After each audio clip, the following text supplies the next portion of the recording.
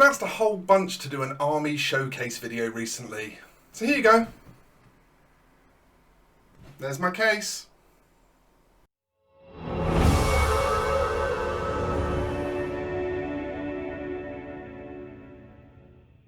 An Army Showcase video really has been quite a hotly requested one, both in my Patreon Discord and on Twitter. I've had quite a few people saying, oh, you should showcase the stuff that you're doing at the moment. Something that I've been really wanting to do for a while, and I've finally got round to kind of writing the script for it and collecting enough information and pictures and stuff like that to do it for you. So we're gonna get into it. Here's what's going on right now with my studio armies. So the Imperial Guard were the first army that I sort of really got the bug for and wanted to collect. I hadn't played since probably the end of 5th edition, and I got back in around in the middle of 8th edition. And I really, I'd bought a lot of Space Marines, but I really had this bug for Imperial Guard. So I sort of always knew I was gonna do a Space Marine army at some point, but Guard ended up being the one that I really started ploughing time into collecting and painting and really taken seriously. Now the problem was I made a grave mistake with these. I bought up pretty much the entire army at once, a few bits from Facebook, a few bits from eBay, quite a lot of boxed new plastic. And then I booked in to play a game with my old rival Alan, a friend that I used to play with all the time back in my 5th edition days, and earlier than that even. I think we played together probably since 3rd. In a desperate rush to get all of this stuff painted and together and ready to go, I just smashed through the army carelessly. I was just chucking airbrushed base coats on stuff and very quick sort of, not really paying attention to even if I'd gone outside of details and stuff like that, just really smashing the paint on and not paying attention because I'd put myself under all this pressure. I wanted to go and play a game with my friend. The vast majority of the army was just primed. Some of it even wasn't built, I think, at the time that I booked the game in. And so a lot of rushing happened. So needless to say, obviously, I'm not very happy with the standard of the army overall. And that's fine, because the plan now is just to come back in and rework stuff as I can. Nothing is ever unfixable. And whilst I hope it doesn't get to the point where I have to strip and repaint 60 guardsmen from scratch, I don't really mind too much if I have to sort of start, the majority of the painting again to get them looking nice. That's not the end of the world, as long as I find the time to do it at some point. That said, there are still a couple of notable minis in the army. I did take time with this Commissar. This was sort of a test, I guess. I wanted to have a go at painting a full non-metallic metal miniature, and at the time that I painted this, I'd never done that before. I'd done little bits of non-metallic metal to kind of see if I could do it, and this was the first time that I'd really, put in a conscious effort to do a proper NMM mini. Meanwhile, there's also this platoon commander. Whilst it's very simply painted, I've really not shown off on it per se, but I just like the mini. I think it looks cool. I think it's, painted to a decent standard, and I'm certainly not ashamed for it to be on the table. So that's pretty cool. Right, the next army I want to talk about here is the Tau. Not actually because they're the next army chronologically speaking, they're not the next army that I worked on, but they're the sort of opposite army in terms of my approach. Now, I was gifted the vast majority of this Tau army by a viewer and patron named Will, a really lovely guy, and he knew that I wanted to do a Tau army studio project, and he had a bunch of spare Tau lying around. Now, the majority of these, there was nothing really wrong with them in terms of condition, although they almost all had some paint on them, which you can see in the photo. You can sort of tell the ones that I've painted and the ones that were already painted.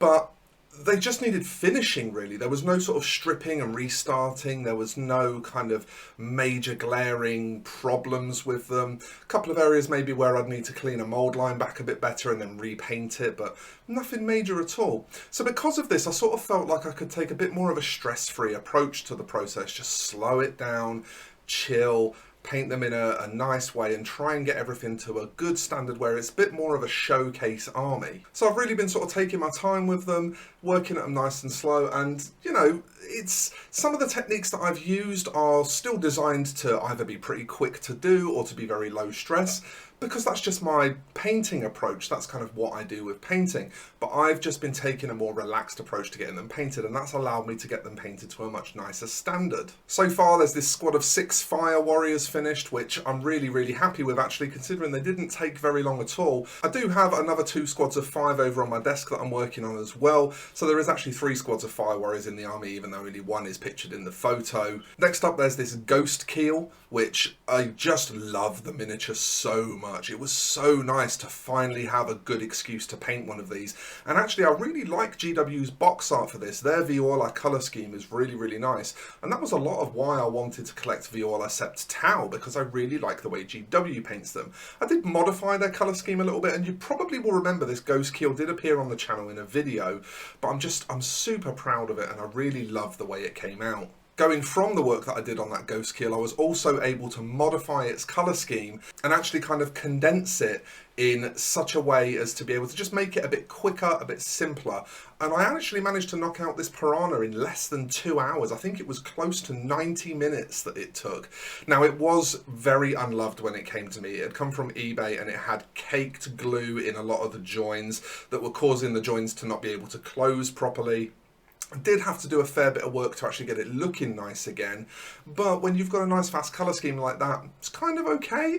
And I really, again, love how this one came out. I just think that this Viola army is going to look so stunning when it's finished, provided I keep painting it all to this standard. Right, next up are my word bearers. Now, this is my other most complete army besides the Imperial Guard, and it's the army that I actually started off the back of getting over feeling really disheartened about how the Imperial Guard army had gone. So it was the army that I was kind of determined to learn a lesson on. I wasn't scared to still have the majority of the army just painted to battle ready, you know, base colours, a bit of shade in here and there, maybe the odd highlight, but mostly just keeping it really, really simple. But I tried to do them in such a way that I knew that if I came back at a later date and wanted to then push the army further to make it look really nice, it would be much more doable. There was already sort of a plan in place that allowed for that contingency. I'm actually only 2 Dark Disciples and 1 Greater Possessed from this army being completely finished. So you're probably actually going to see this as a finished army pretty soon. So far, my favourite miniature in the army has got to be the Dark Apostle. He's the Warlord, and you might actually recognise him from a video that I did recently to do with getting the best out of yourself, painting your best miniatures. Now, I did put a ton of effort into this guy, and I do think it shows actually. I'm very, very proud of him. He's a really nice miniature, and I wanted him to look great. This Demon Prince is probably also worth talking about briefly. Not that he's necessarily one of the best miniatures in the army, but he's just got a bit of an interesting backstory.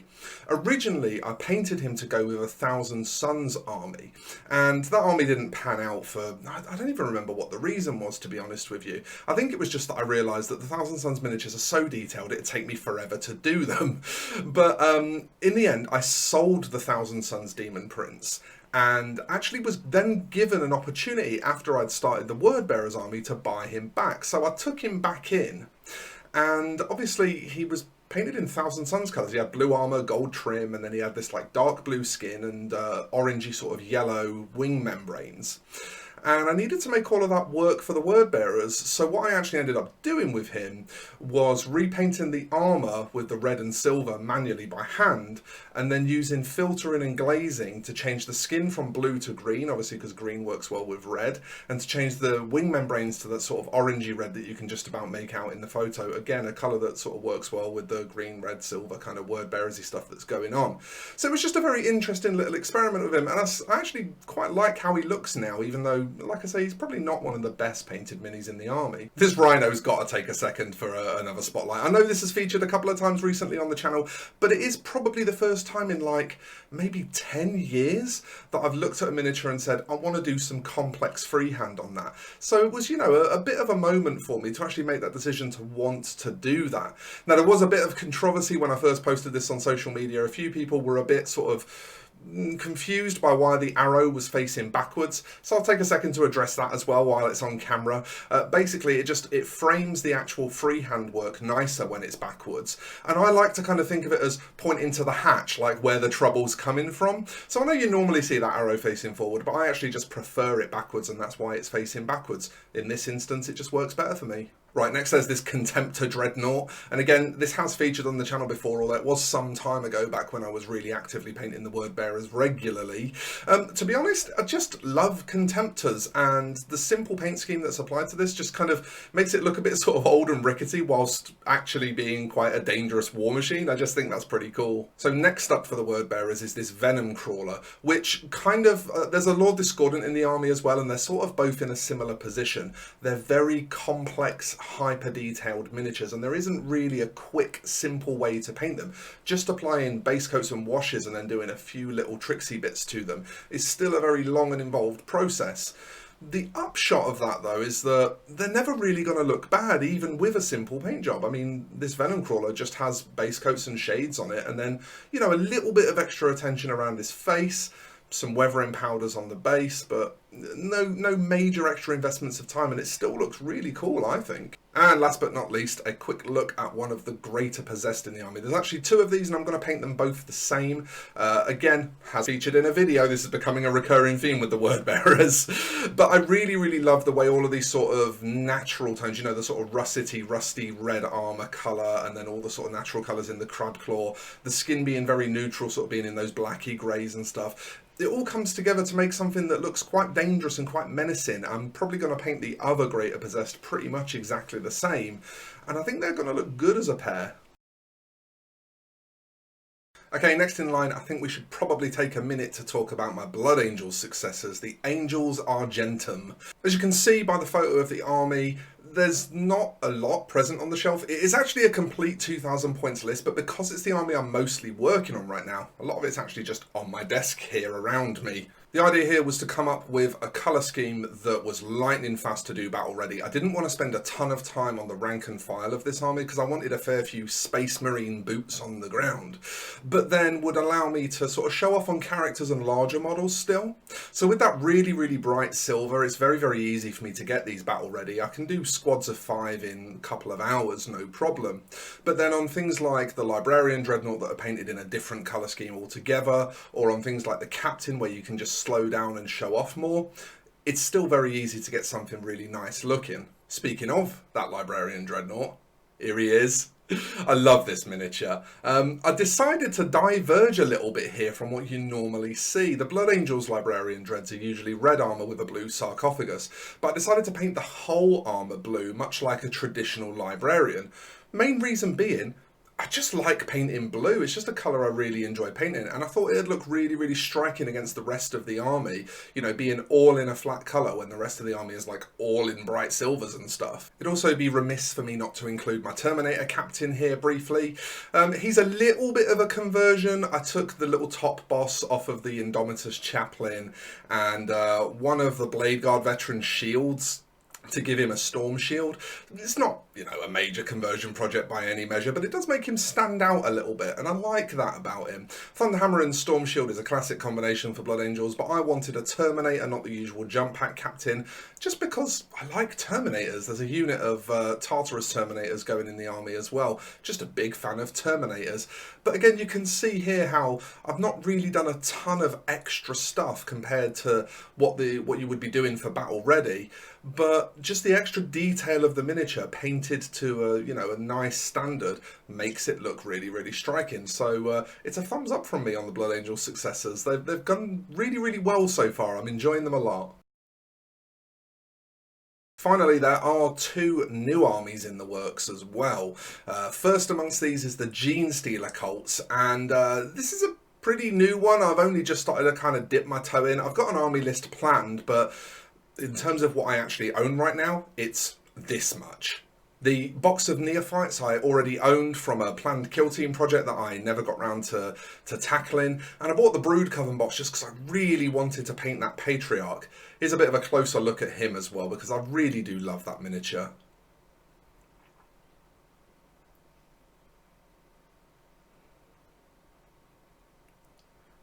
The plan for this army is going to be to include lots of Atalan Jackals, lots of Ridge Runners, so it's definitely going to have to be a showcase army. I'm going to have to really make sure that I slow down and paint this carefully and take my time and make it look as good as possible, because it's just going to have a lot of big, striking, noticeable miniatures.